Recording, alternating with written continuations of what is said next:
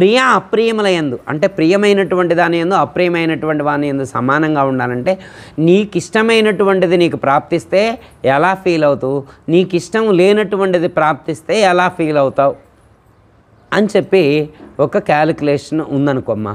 మనం ఎలా ఫీల్ అవుతాం, మనం ఏదైతే కోరుకున్నామో కోరుకున్నది కోరుకున్నట్లుగా లభించిందనుకో ఎలా ఫీల్ అవుతాం, హ్యాపీగా ఫీల్ అవుతాం. మనం కోరుకున్నది రాలేదనుకోమ్మా, మనం ఒక విధంగా తెలిస్తే ఇంకో విధంగా జరిగిందనుకోమ్మా, మనం దానికి ఎలా రియలైజ్ అవుతాం, మనం ఎలా ఫీల్ అవుతాము అంటే మనకి ఇబ్బంది జరిగితే దేవుడు సరిగా చూడట్లేదు, దేవుడికి పక్షపాతం, దేవుడు అసలు భక్తుల్ని పట్టించుకోలేడు, ఇట్లా దేవుడి మీద కూడా కామెంట్స్ చేస్తారు. అర్థమైందా? అంటే ఇక్కడ ఏమని చెప్తున్నా అంటే నీకు ఇష్టమైనటువంటిది ప్రాప్తించినా ఇష్టం లేనటువంటిది ప్రాప్తించినా కానీ మనం సమానంగా రిసీవ్ చేసుకోగలగాలి, సమానంగా రిసీవ్ చేసుకోగలగాలి. అలా రిసీవ్ చేసుకుంటే మనం భక్తులు. లేకపోతే ఇష్టమైంది ప్రాప్తించే సంతోషించి ఇష్టంగా అంది ప్రాప్తించినప్పుడు దుఃఖపడవు. ఫ్యాక్ట్ చెప్తాను అనమాట. ఫ్యాక్ట్ ఇంతకుముందు మీరు వినుండొచ్చు, అయినా కానీ ఒక ఎగ్జాంపుల్ చెప్తానమాట. అంటే భక్తులు ఎలా రియాక్ట్ అవ్వాలి అనే దానికి చెప్తానమాట. భక్తులు 4 పిల్లలు ఇంటర్వ్యూకి వెళ్ళారు, జాబ్ కోసం 4 పిల్లలు ఇంటర్వ్యూకి వెళ్ళారు. ఫ్యాక్ట్ జరిగిందే, లైవ్ స్టోరీ చెప్తున్నాను. ఇంటర్వ్యూకి వెళ్తే ఒక అబ్బాయి మా భక్తుడు, మా గురువు గారి శిష్యురాలు కొడుకు అనమాట. ఓ భక్తుడు అంటే ఓ భక్తురాలు కొడుకు అనమాట. ఈ అబ్బాయి కూడా 4లో ఉన్నాడు అనమాట. మిగతా 3కి భక్తులే కాదు, వాళ్ళు అసలు బొట్టు కూడా పెట్టుకోరు, దేవుడికి దండం కూడా పెట్టరు, అసలు భక్తే కనపడదనమాట, నాస్తికంగా ఉంటారు. ఈ అబ్బాయి భక్తుడు. వాళ్ళమ్మ గురువుగారి దగ్గరకు తీసుకొస్తే గురువుగారు ఏమన్నారంటే, నాయన నువ్వు ఎట్లా జాబ్ కోసం ట్రై చేస్తున్నావు కదా, గాయత్రి మంత్రాన్ని ఉపాసన చేయనైనా మంచిది అని చెప్పారు. ఇక ఆ అబ్బాయికి గాయత్రి మంత్రం రోజు చదువుకున్నాడు. ఇంటర్వ్యూకి వెళ్ళేటువంటి ముందు కూడా బయట కూర్చుంటారుగా, లోపల పిలుస్తారుగా ఇంటర్వ్యూకి, బయట కూడా ఈ అబ్బాయి కూర్చొని గాయత్రి మంత్రం చదువుకున్నాడు. ఫ్రెండ్స్ అందరూ ఫోన్లో చాట్ చేసుకుంటూ ఉన్నారు. ఈ అబ్బాయి అనుకున్నాడు, ఖచ్చితంగా నాకు జాబ్ కన్ఫాము. ఆ 3 కనీసం భక్తి కూడా లేదు, నేను గురువుగారు చెప్పారు, నేను గాయత్రి మంత్రాన్ని చదువుకున్నా, జాబ్ కన్ఫామ్ అని అనుకున్నాడు. లోపలికి వెళ్ళారు. కానీ ఉన్నాయి పోస్టులు 3 అక్కడ, జాబ్ అక్కడ ఉన్నాయి పోస్టులు 3, 3 సెలెక్ట్ చేయాలి. 4 వెళ్ళారు, 4 జాబ్ కోసం వెళ్ళారు. ఈ అబ్బాయికి రాలేదు. ఆ మిగతా 3 సెలెక్ట్ చేశారు. ఈ గాయత్రి మంత్రం చదివేవాడికి జాబ్ రాలేదు. ఇప్పుడు ఆ అబ్బాయికి అది అప్రియమా కాదా? అప్రియమే కదా. ఇష్టంగా అంది జరిగింది, తనకి ఇష్టం లేని పరిస్థితి ఏర్పడింది. బాధపడతాడా? బాధపడ్డా. సరే వాళ్ళమ్మ ఫోన్ చేసింది, ఇట్లా మా అబ్బాయికి జాబ్ రాలేదు, మిగతా వాళ్ళకి వచ్చింది, వీడు రోజు గాయత్రి మంత్రం చదువుతున్నాడు, కొంచెం ఫీల్ అవుతున్నాడు, హర్ట్ అయిండు. హర్ట్ అవుతారా ఎవరా అంటే మనం అంటే భక్తులకు జ్ఞానులు కాబట్టి మనం ఫీల్ కాకపోవచ్చు, కానీ లెర్నింగ్ స్టేజ్లో ఉన్నాడు కాబట్టి ఆ అబ్బాయి కొంచెం హర్ట్ అయింది. గురువుగారు ఏమని చెప్పారంటే, నాయన నీకు అంతకంటే బెటర్ ఛాన్స్ వచ్చే అవకాశం ఉంది కాబట్టి పరమాత్మ ఇది నీకు ఆపారు, నువ్వు గాయత్రి మంత్ర ఉపాసన చేస్తున్నావు, నువ్వు భక్తుడివి, మీ అమ్మగారు కూడా భక్తురాలు కాబట్టి ఖచ్చితంగా నీకు మంచి జాబ్ వస్తుందని చెప్పారు. అప్పుడు ఏమన్నాడు అబ్బాయి, అంతే చెప్తారులే అని చెప్పి నమ్మలేదు. ఆ అబ్బాయికి నమ్మకం కలగలేదు. ఇప్పుడు జాబ్ రాలేదు కదా, నీకు మంచి జరుగుద్దులే అని చెప్పినా కానీ నమ్మట్లేదన్నమాట, నమ్మకం కలగలేదు. కానీ 2 months బిలో అంటే 2 నెలలు గడవక ముందే ఈ అబ్బాయికి మంచి కంపెనీలో జాబ్ వచ్చింది, మంచి పొజిషన్ అనమాట. ఇంటర్వ్యూకి వెళ్ళాడు, ఇక్కడ హైదరాబాదే వచ్చాడనమాట, ఎస్ఆర్ నగర్ ఇక్కడ ఇంటర్వ్యూ అయితే వచ్చాడనమాట. వచ్చిన తర్వాత వాళ్ళు వెంటనే జాయిన్ అవ్వమన్నారు. అబ్బాయి డ్రెస్ కూడా తెచ్చుకోవాలి, ఇంటికాడ నుంచి డ్రెస్ కూడా తెచ్చుకోవాలా, వెంటనే జాయిన్ అవ్వమన్నారు. వెంటనే జాయిన్ అవ్వడానికి ఇక్కడే రెడీమేడ్ షాప్లో డ్రెస్ తీసుకొని అక్కడ రెడీమేడ్ డ్రెస్ వేసుకొని ఇక్కడే జాయిన్ అయ్యాడంట. హ్యాపీగా న్యూస్ పాస్ చేశాడు. ఆ అబ్బాయికి సంవత్సరానికి మళ్ళీ పెంచుతున్నారనమాట బాగా. ఒక పెద్ద ఛాంబర్ ఇచ్చారంట, ఒక పెద్ద టేబుల్ చైరు మంచి కూర్చొని ఉన్నాడంట. ఇప్పుడు హ్యాపీగా ఉన్నాడు, ఇప్పుడు మంచి పొజిషన్లో ఉన్నాడు. ఓకే చెప్పండి. అంటే ఒక్కోసారి మనకి అప్రియమైనటువంటిది ప్రాప్తించినా కానీ అది కూడా మన మంచికే అనేటువంటి భావన మనకు కలగాలన్నమాట. ఎందుకంటే నాకు ఇది ప్రాప్తించలేదు అంటే భగవంతుడికి తెలుసు, దీనికంటే మంచి ప్రయోజనాన్ని కలిగించేదే భగవంతుడు నాకు ఇస్తాడు అనేటువంటి నమ్మకం మనకు ఉండాలి.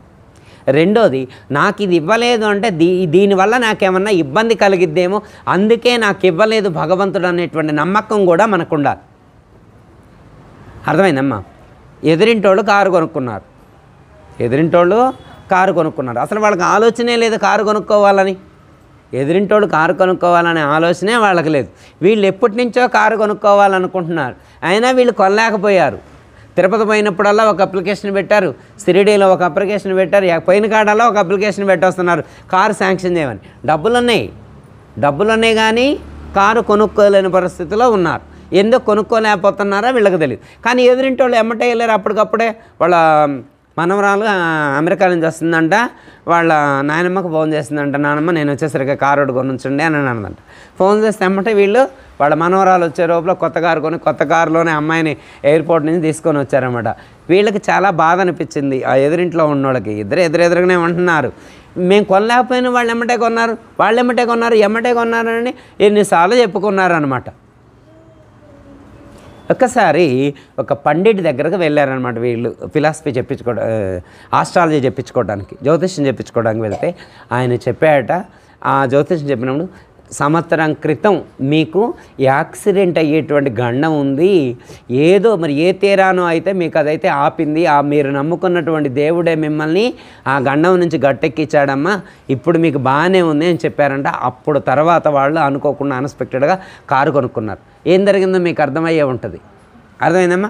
వీళ్ళు కారు కొనుక్కుంటే ఖచ్చితంగా యాక్సిడెంట్ అయ్యే అవకాశం ఉంది కాబట్టి, వీళ్ళు భక్తులు కాబట్టి, నిరంతరం దైవాన్ని నమ్ముకున్నారు కాబట్టి, నిరంతరం అనుష్ఠానాలు పూజలు చేస్తూ దాన ధర్మాలు చేస్తూ ఉన్నారు కాబట్టి, ఇలాంటి భక్తుల్ని రక్షించాలి అనే ఉద్దేశంతో భగవంతుడు ఏం చేశాడు? వాళ్ళ ఇష్టాన్ని ఆపాడు. మన ఇష్టాన్ని భగవంతుడు బలంగా ఆపాడు అంటే అది మన మంచికే అని నమ్మాలి మనం. అర్థమైందమ్మా? మనకి ఇష్టమైనటువంటిది కోరుకున్నా కానీ పూజలు చేసినా మనకి రావట్లేదంటే అది భగవంతుడు ఆపాడని అనుకోవాలి తప్ప నేను భక్తురాలిని కాదేమో, నేను గట్టిగా పూజలు చేయటం లేదే అని చెప్పి మనం అనుకోకూడదమ్మా. మనం మంచిగా పూజలు చేస్తున్నాం కాబట్టి, మనం మంచి భక్తులం కాబట్టి భగవంతుడు వాటిని ఆపాడు అని చెప్పి మనం అనుకోవాలి. ఓకే అమ్మా? అంటే ప్రియమైన వాటి యందు అప్రియమైనటువంటి వాటి యందు సమస్థితిలో ఉండాలి. రెండోది, ఇంకోటి మనకి ఇష్టమైనటువంటిది దూరం అవుతుంది. ఒక్కోసారి దూరం అవుతుంది. అలా మనకి ఇష్టమైనటువంటిది దూరమైనప్పుడు కూడా మనం సమస్థితిలో ఉండగలగాలి. ఎట్లా ఎగ్జాంపుల్ కూడా చెప్తా. మీరు సపోజ్ ఉదాహరణకి హెచ్ఎల్ కాలనీలోనే ఉంటున్నారు, ఇక్కడ 18 సంవత్సరాల నుంచి ఇక్కడే ఉంటున్నారు. అన్ఎక్స్పెక్టెడ్గా మీరు ఈ ఇల్లు అమ్ముకొని ఇంకో చోట ఇల్లు కొనుక్కొని అక్కడికి వెళ్ళాల్సినటువంటి పరిస్థితి మీకు ఏర్పడింది అనుకోమ్మా. ఇక్కడ ఇల్లు బాగుంది, చుట్టూ భక్తులు ఉన్నారు, చుట్టూ ఫ్రెండ్ సర్కిల్ ఉన్నారు, 18 సంవత్సరాల నుంచి ఇక్కడ ఉన్నటువంటి వాతావరణం ఇవన్నీ విడిచిపెట్టి అక్కడికి వెళ్తే ఎలా? అక్కడ దిక్కెవరు? అక్కడ ఎవరు మాట్లాడతారు? అమ్మగారు ఉంటారా? ఇలాంటి భక్తులు ఉంటారా? ఇలాంటి సత్సంగం దొరుకుద్దా అని చెప్పి ఎంత బాధపడ్డారు. కానీ ఇక్కడి నుంచి మనల్ని తరలించేది ఎవరు? భగవంతుడు స్థాన మార్పిడి మనం అనుకుంటే జరగదమ్మా. స్థాన మార్పిడి కూడా వారి అనుగ్రహంగానే మనం భావించాలి. అర్థమైందా? చాలా బాధపడుతూ చాలా మంత్రాలు కూడా చదువుతుంటారన్నమాట. నేను మంచిగా పూజ చేయలేదా, రకరకాలుగా అనుకుంటారు. మనం పూజ చేయలేదని కాదమ్మా, మనకి ఇక్కడ కంటే కూడా అక్కడ ఇంకా బెటర్గా ఉంచడం కోసం మనల్ని అక్కడికి చేర్చుతున్నారనే నమ్మకం మనకి ఉండాలన్నమాట. అర్థమైందమ్మా? మనకి ఇష్టమైనటువంటిది దూరమైనప్పుడు కూడా మనం చెలించకూడదు, బాధపడకూడదు, స్థిరత్వాన్ని కోల్పోకూడదు. నమ్మకాన్ని స్థిరత్వాన్ని కోల్పోకూడదు. భగవంతుడి మీద మనకున్నటువంటి నమ్మకాన్ని విశ్వాసాన్ని కూడా కోల్పోకూడదు. అలా ఉన్నటువంటి వాళ్ళు మాత్రమే ఇక్కడ స్థితప్రజ్ఞులు అని ఇక్కడ మనకు శ్రీకృష్ణ పరమాత్మ సూచించడం అనేటువంటి జరిగింది. ఇప్పుడు మనకంటే ఇప్పుడే ప్రయత్నం చేస్తున్నాం, ఆ స్థితిని పొందలే. ఇంకా మనం ప్రయత్నం చేస్తున్నాం, కానీ మహాత్ములు ఆ స్థితిని పొందారు. వారు ఎలాంటి పరిస్థితిలోనైనా కానీ జీవించగలుగుతారు. చిన్న ఎగ్జాంపుల్ ఇంతకుముందు విన్నదే మీకు ఒకసారి గుర్తు చేస్తాను. నాగార్జునుడు పేరు విన్నారమ్మా? ఆచార్య నాగార్జున అంటారు. ఆచార్య నాగార్జున బౌద్ధంలో వారి పేరు మీదనే మనకి గుంటూరు దగ్గర నాగార్జున యూనివర్సిటీ కట్టారు. ఓకే, ఇప్పుడు అర్థమైందిగా? గుంటూరు దగ్గర నంబూరు దగ్గర ఎక్కడ కట్టారు కదా, నాగార్జున యూనివర్సిటీ ఉంది కదా, ఆ నాగార్జున యూనివర్సిటీ ఆచార్య నాగార్జున పేరు మీద కట్టారు. ఈ ఆచార్య నాగార్జున అనేటువంటి వారు బౌద్ధంలో ఒక సాధువు అన్నమాట, బౌద్ధ మత భిక్షువు. అర్థమైంది. మంచి నిష్ణాతుడైనటువంటి సాధువు అన్నమాట. అపారమైనటువంటి ప్రజ్ఞ, అపారమైనటువంటి స్థితిని పొందినటువంటి మహాత్ముడు. అయితే ఆ మహాత్ముడికి ఒక ఈయన రోజు భిక్షకు వెళ్ళాలంటే వాళ్ళు ఎక్కువ వండుకొని తినరమ్మ, భిక్ష చేసుకొని తింటారు బౌద్ధ మతంలో వాళ్ళు. ఆయన భిక్షకు వెళ్తే అందరూ భిక్షాపాత్రలో వేస్తున్నారు. ఈయన దగ్గర సత్తు గిన్నె ఉంది. ఎలాంటి గిన్నె ఉంది? సత్తు అంటే రాతండి. సత్తు అంటే అర్థమైంది కదా, రాతండి గిన్నె ఉందన్నమాట. ఇదే తీసుకొని వెళ్తున్నా, దాంట్లోనే వేస్తున్నారు. అయితే ఒక ధనవంతుడు ఈ గురువు గారిని చూశారు. అయ్యో, ఈ గురువు గారికి నేను ఇంత ధనవంతుని భక్తుడుగా ఉంటునే, నా గురువు గారేంది రాతండి గిన్నెలో అడుక్కోవడం ఏంటి, నేనేంటి, నా లెవెల్ ఏంటి, నా లెవెల్కి తగ్గట్టు ఉండొద్దా గురువు గారు కూడా అని చెప్పి ఆయనే అడుక్కున్నా కొని కొద్దిగా గ్రాండ్గానే అడుక్కోవాలని చెప్పి రత్నాలు పొదిగినటువంటి పసిడి పాత్రను తీసుకొచ్చి ఇచ్చిండు. అమ్మగారికి కూడా ఎవరైనా ఈసారిస్తే అమ్మ అలాంటి రత్నాలు వజ్ర వైడూర్యాలు పొదిగినటువంటి బంగారు పాత్ర ఇవ్వమని చెప్పి నేను కోరుకుంటున్నా. ఓకే, ఆయన గారికి వజ్ర వైఢూర్యాలు పొదిగినటువంటి బంగారు పాత్రను తీసుకొచ్చి ఇచ్చారన్నమాట అడుక్కోడు. ఆయన ఏంటంటే ఆయనకి రాతండి గిన్నంటే తక్కువ భావం లేదు, ఆయన బంగారు పాత్ర ఇచ్చింది అనేటువంటి వ్యామోహం ఆయనకేం లేదు. ఇదంటే తక్కువని కానీ అదంటే ఎక్కువ అని లేదనమాట. ఆయనకు ఒకటే పడమాట, ఆకలి అయితే అన్నం తినడానికి తెచ్చుకోవడానికి ఒక పాత్ర కావాలి. అది ఏదైతే ఏంటి, రాతెండుది అయితే ఏంటి, స్టీల్ది అయితే ఏంటి, ఇత్తడిదైతే ఏంటి, బంగారపుది అయితే ఏంటి, వెండిది ఏదైతే ఏంటి, నా ఆకలి తీర్చుకోవడానికి పదార్థాన్ని తెచ్చుకోవడానికి ఒక పాత్ర కావాలి. ఆ పాత్ర ఏదైనా నాకు సంబంధం లేదు. ఆకలి తీరటం ప్రధానం. నాకు ప్రధానం ఏంటి? ఆకలి తీరటం. పాత్ర ప్రధానం కాదు. పాత్ర ప్రధానం కాదు. అంతేకమ్మ కోరుకుంటారు. యోగులు ఎలా కోరుకుంటారు? నిద్రపోవాలనుకుంటే పడుకోవడానికి 6 అడుగుల స్థలం ఉంటే చాలు వాళ్ళకి. అర్థమైందమ్మా? 5 స్టార్ హోటల్ లాగా మేము ఉండాలని చెప్పి కోరుకోరనమాట. అర్థమైందమ్మా? మంచి రూమ్ ఉండాలి, మంచి బెడ్ ఉండాలి, ఏసీ ఉండాలి, ఇవన్నీ కోరుకోరు యోగులు. పడుకోవడానికి ఇంత ప్లేస్ ఉంటే చాలు వాళ్ళు. మనకి అవన్నీ ఉన్నా నిద్ర పట్టదు. ఇప్పుడు ఆయనకి ఏవి లేకపోయినా హాయిగా పడుకొని నిద్రపోతుంటాడు. మనకు అవన్నీ ఉన్నా కూడా నిద్ర పట్టదు.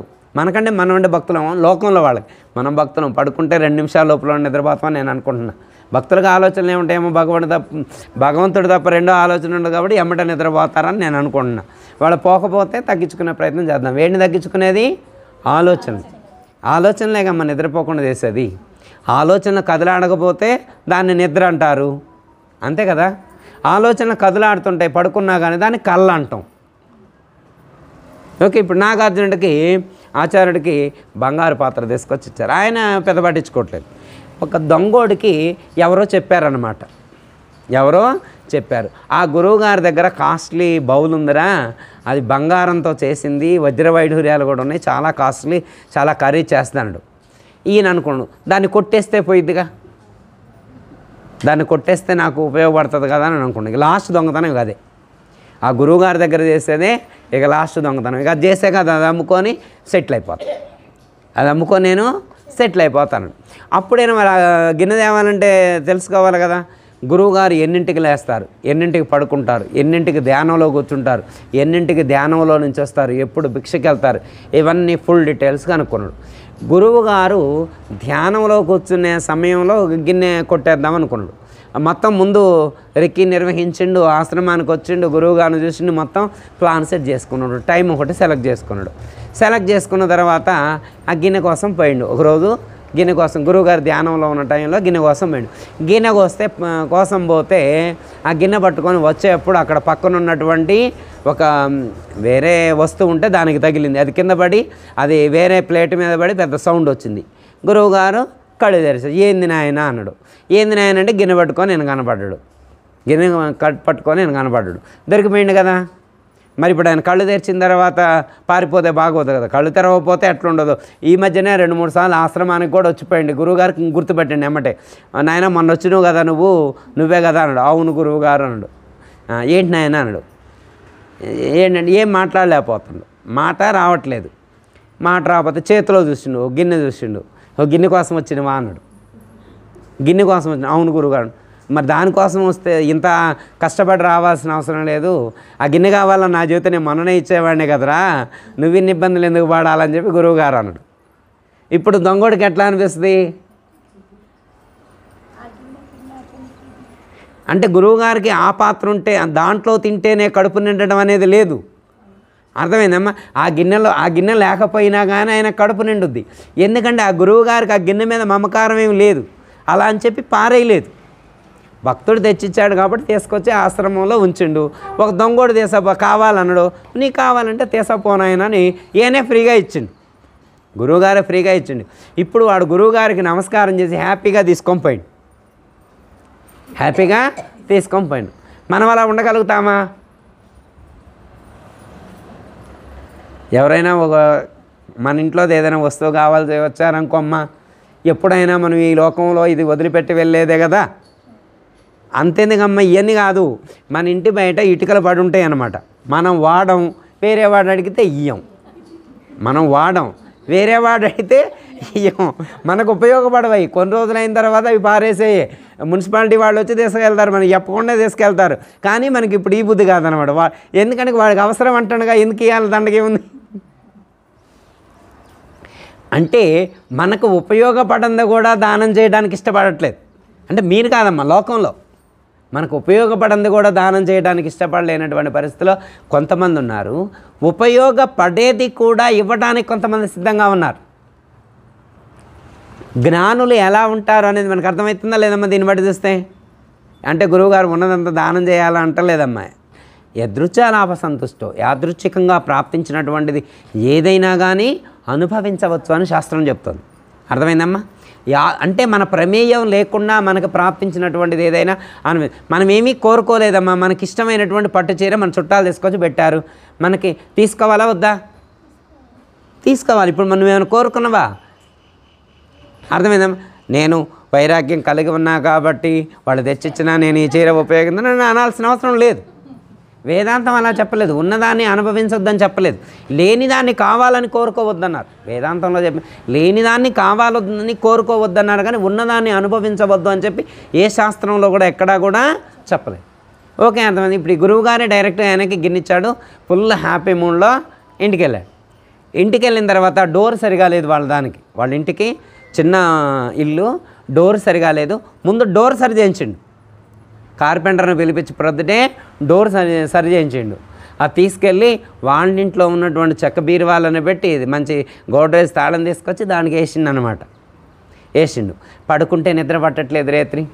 ఎవడైనా గిన్నె కోసం వస్తేనేమో వచ్చి మరి రాయి తీసుకొచ్చి లేదా కర్ర తీసుకొని తలపగల కొట్టి చంపి గిన్నె ఎత్తపోతారేమో, నిద్రపోవట్లేదు, రేత్రి నిద్ర పట్టట్లేదు. పగులైనా కానీ ఊళ్ళోకి కూడా వెళ్ళట్లేదు, ఇప్పుడు ఈ పక్కింటికి కూడా వెళ్ళట్లేదు. నేను ఎటన్నా వెళ్ళిన తర్వాత ఎవరైనా వచ్చి ఎత్తపోతే ఇప్పుడు బయటికి వెళ్ళట్లేదు, ఇంట్లో నుంచి కదలట్లేదు, రేత్రి పడుకుంటే నిద్ర పట్టట్లేదు. అర్థమైనా? ప్రతి క్షణం గిన్నె గిన్నె గిన్నె గిన్నె. అమ్ముదామంటే ఎమ్మటే అమ్మితే ఏమని అనుకుంటారేమో, వెంటనే కొన్ని టైం తీసుకోవాలి కదా. ఎట్లుందంటే పిచ్చెక్కింది వాడికి. ఈ వారం రోజుల్లో వాడికి పిచ్చెక్కినంత పని అయిందనమాట. అర్థమైందమ్మా? అప్పుడు ఏం చేసిండు, గిన్నె తీసపోయి మళ్ళా గురువు గారికే ఇచ్చిండు. గురువుగారు ఈ గిన్నె లేనప్పుడు నేను చాలా హ్యాపీగా ఉండేవాడిని, చాలా ప్రశాంతంగా ఉండేవాడిని, చాలా ఆనందంగా ఉండేవాడిని. కానీ ఈ గిన్నె వచ్చిన తర్వాతనే నా హ్యాపీ పోయింది, ఆనందం పోయింది, నిద్రపోయింది, తిన్నది వంట పట్టట్లేదు, కనీసం పక్కింటికి కూడా వెళ్ళలేకపోతున్నా, నాకు చాలా డిస్టర్బెన్స్గా ఉంది. ఈ గిన్నె వద్దు, ఏమీ వద్దు, నాకు హ్యాపీయే ముఖ్యమని చెప్పి ఆ గిన్నె గురువుగారికి ఇచ్చి దండం పెట్టి వచ్చేసిండు. అర్థమైనా? గురువుగారికి చెప్పిండు, గురువుగారు ఈ రోజు నుంచి నేను దొంగతనం చేయను, మీ సాంగత్యం వల్ల ఏంటో కానీ నేను రియలైజ్ అయ్యా, ఈ రోజు నుంచి నేను కష్టపడి జీవిస్తా అని చెప్పి వచ్చేసిండు. గురువుగానే ఏమన్నాడు, వద్దా నాయన గిన్నె వద్దా, తీసపోతే ఆడు పెట్టుకోన్నాడు. మళ్ళీ దానికి బీరువాలో పెట్టు తాళం వేయని చెప్పాను ఆయన గురువుగారు. ఎంత సత్తు గిన్నె ఉంది కదా దాన్ని ఆడు పెట్టు అన్నాడు, అంతే.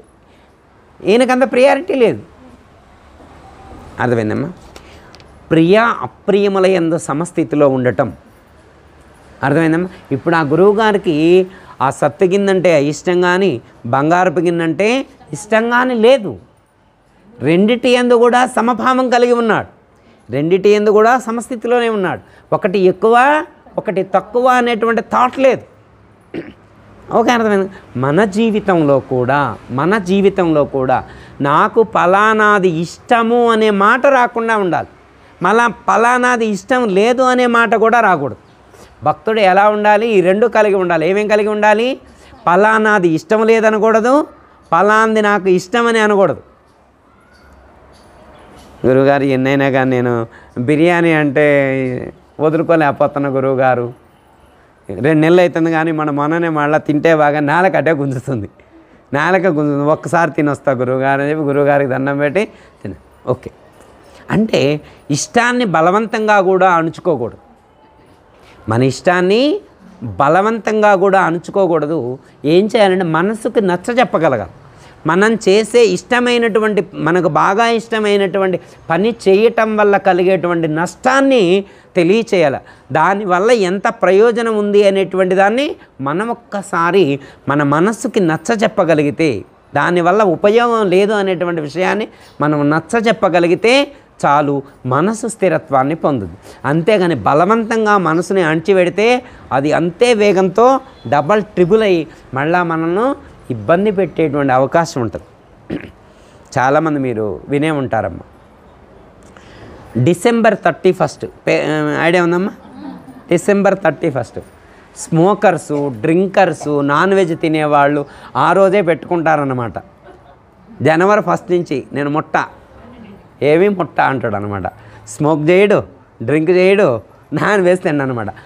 December 31 మాత్రం 4-5 సీసాలు, 3 కేజీలు, 2 పెట్టెలు 3 పెట్టెలు, పర్లేదు. ఇవాళ ఒక్కరోజు ఏం కాదు, ఉదయం నుంచి మొదలు పెడతారు అన్నమాట. తెల్లవారుదాము 4 కాడి నుంచే మొదలు పెడతారు. మళ్ళీ నైట్ 12 అయిన తర్వాత January 1 లైట్ ఆఫ్ చేసి ఆన్ చేస్తారుగా, ఇక అప్పటికల్లా క్లియర్ అయిపోవాలి, అప్పటికల్లా క్లియర్ అయిపోయింది. అంటే వాడికి తెలియదన్నమాట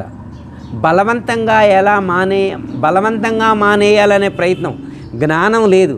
దాన్ని తీసుకోవడం వల్ల కలిగే నష్టాల మీద వాడికి ఆలోచన లేదనమాట.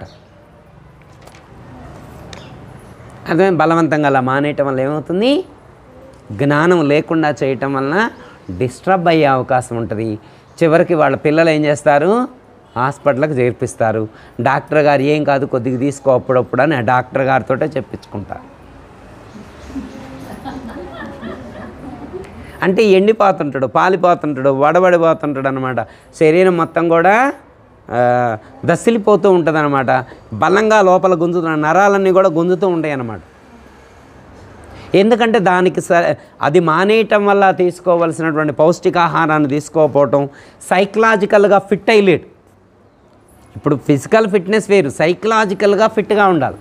మనిషికి భౌతిక బలం ఒక్కటే కాదు, మానసిక బలం ఉండాలి, బుద్ధి బలం ఉండాలి, ఆత్మబలం ఉండాలి. ఎన్ని బలాలు చెప్పారు? 4 రకాల బలాలు: భౌతిక బలం, మానసిక బలం, బుద్ధి బలం, ఆత్మబలం. బుద్ధి బలం తర్వాత ఆత్మబలం, బుద్ధి బలం తర్వాత గురువుగారు మనోబలం బుద్ధి బలం ఒకటి కాదంటే కాదు. భౌతిక బలం ఒక స్టేజు, మనోబలం సెకండ్ స్టేజు, బుద్ధి బలం థర్డ్ స్టేజు, ఆత్మబలం ఫైనల్ స్టేజ్. బుద్ధి బలం అనే పదానికి ఒక్క మాట చెప్తామ్మా. మీరు ఇంటికి వెళ్ళిన తర్వాత ఒకసారి వీలైతే 10వ అధ్యాయంలో 10వ శ్లోకం ఒకసారి చదువుకోండి. 10వ అధ్యాయంలో 10వ శ్లోకం వీలైతే లాస్ట్లో ముగింపప్పుడు ఇక్కడే చదువుదాం ఒకసారి. తేషాం సతతయుక్తానాం భజతాం ప్రీతిపూర్వకం దదామి బుద్ధియోగం తమ్యేన మాముపయాంతితే అన్నారు. ఇప్పుడు మనం ఏం కావాలనుకున్నాం? బుద్ధి బలం అనుకున్నాం. ఏం కావాలనుకున్నాం? బుద్ధి బలం కావాలి. బుద్ధి బలం కావాలంటే మీరేం చెయ్యాలి అని భగవంతుని అడిగారనుకో అమ్మ, లేదా గురువు గారిని అడిగారనుకో, గురువుగారు కానీ భగవంతుడు కానీ ఏం సజెషన్ ఇచ్చారు? ఇక్కడ అర్జునుడికి ఎలాంటి సజెషన్ ఇచ్చారు? తేషాం సతతయుక్తానాం భజతాం ప్రీతిపూర్వకం. ఎవరైతే నన్ను ప్రీతిపూర్వకంగా నిరంతరం భజిస్తారో, ప్రీతిపూర్వకంగా నిరంతరం భజిస్తారో వాళ్లకు నేను బుద్ధి బలాన్ని ఇస్తానన్నారు. అర్థమైందమ్మా? మనం నిరంతరం స్మరణ చేయటం వల్ల ఏం ప్రయోజనం కలుగుద్ది? బుద్ధి బలం పెరుగుద్ది.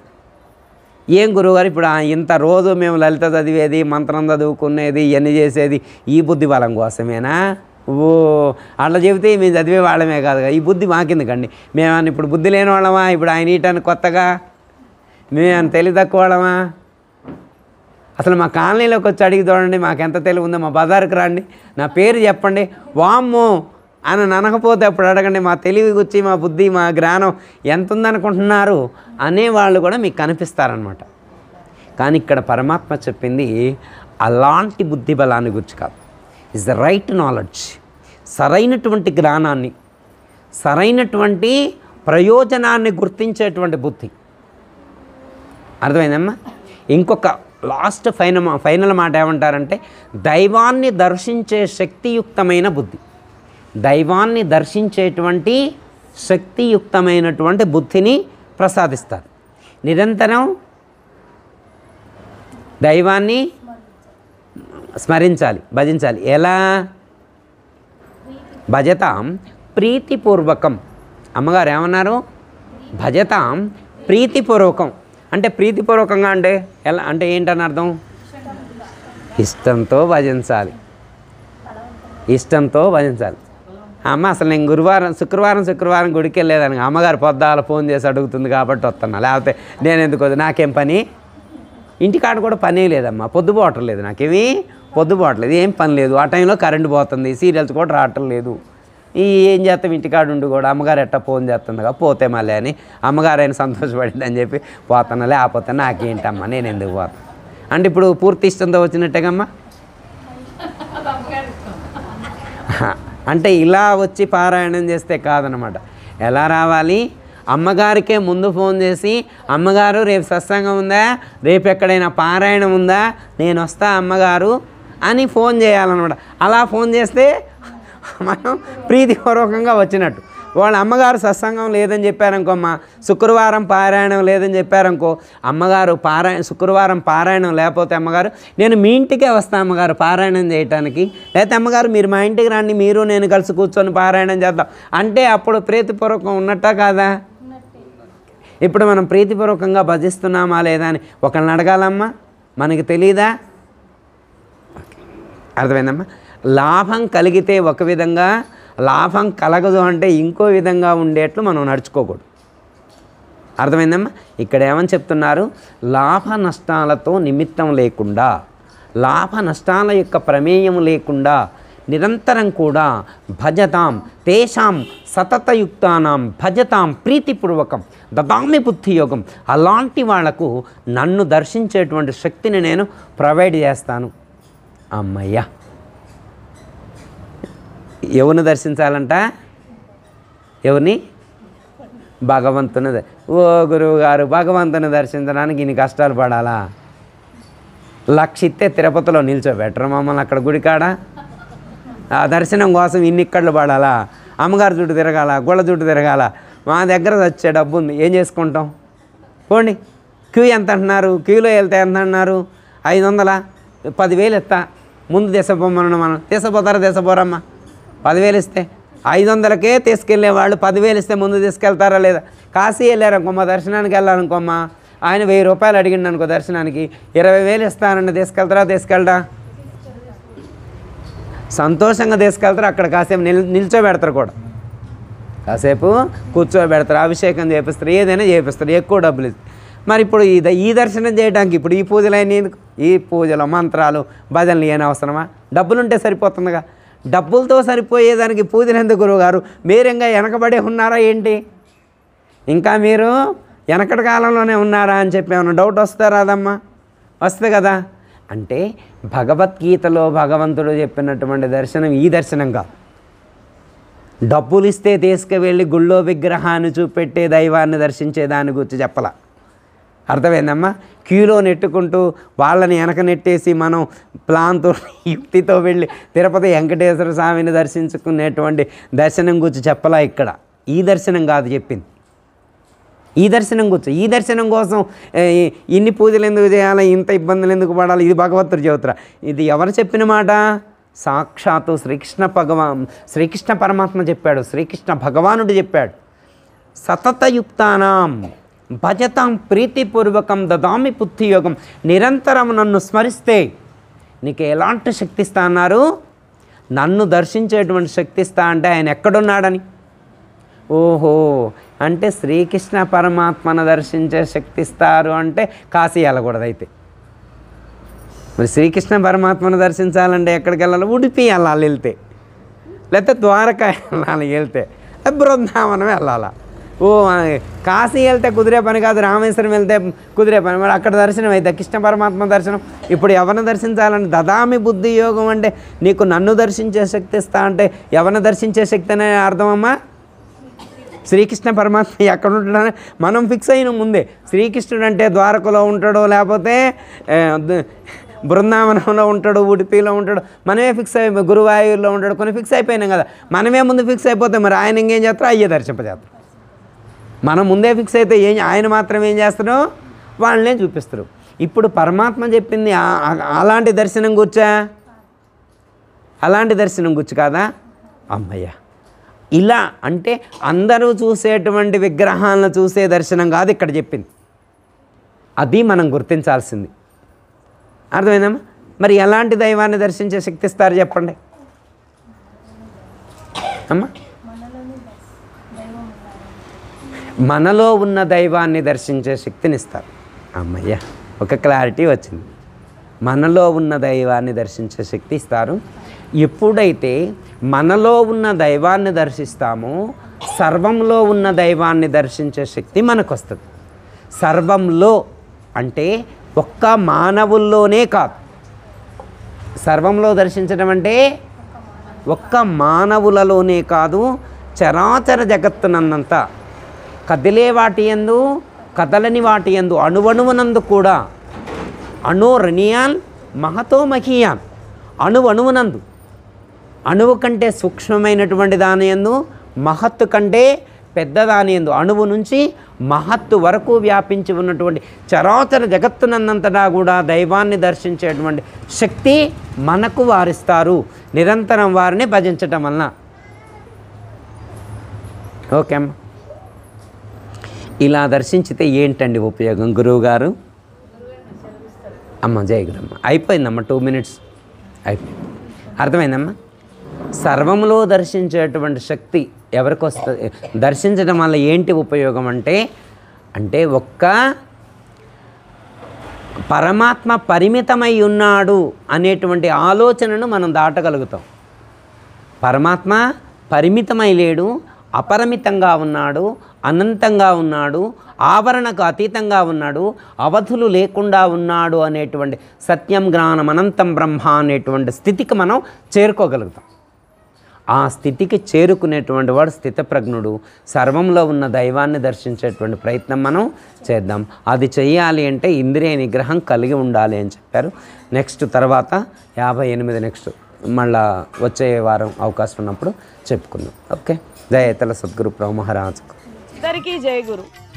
మరిన్ని ఆధ్యాత్మిక రహస్యాల కోసం అచల బోధ, ఆత్మబోధ, భగవద్గీత, అలాగే పండుగల్లో దాగిన అర్థాలు, అంతరార్థాల కోసం మరియు యోగము, ధ్యానము మొదలైన అనేక ఆధ్యాత్మిక తెలుగు ప్రవచనాల కోసం క్రింద ఉన్నటువంటి రెడ్ కలర్ సబ్స్క్రైబ్ బటన్ను క్లిక్ చేయండి. అలాగే ప్రక్కనే ఉన్నటువంటి గంట సింబల్ను నొక్కండి. అలాగే ఈ వీడియో మీకు నచ్చినట్లయితే లైక్ చేయండి మరియు షేర్ చేయండి. జై గురు.